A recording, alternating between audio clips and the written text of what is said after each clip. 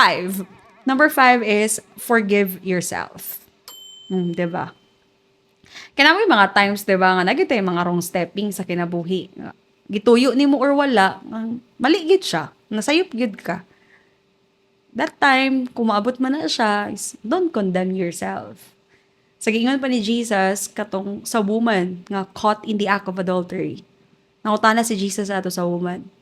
Woman, has anyone condemned you? Ana ang woman, no one, Lord. Ang iyon na ni Jesus next is, neither do I condemn you. Go and sin no more. Ang katsada ni Jesus is, He gave first the gift of no condemnation, and that enabled the woman to go and sin no more. Kung si Jesus nakabuhat ato sa woman, buhata pud sa imong self.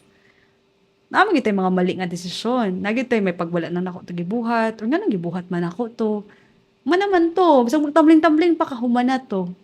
So, kung kabalo ka mag-forgive sa uban, i-forgive mo nimong self. Sometimes hard na gigeta sa tong self.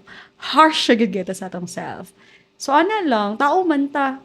Hantod dapat na diri sa earth, hantod dapat ani nga body. Masayop gyud ta. And, mao po di gitanggap po na ako ni nasa akong self. Kay, sobrang makay ko ka-perfectionist sa una.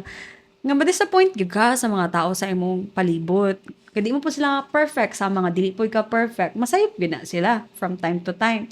Pero ako lang encouragement is, itanggap na lang daan sa imong self ba nga kung masayop man na siya nga tao, yung mas importante man na ang tao kaysa iyang sayop, i-forgive na ko na siya. Sometimes ay mga lisod, sometimes it will take years, months, or day, but choose to forgive.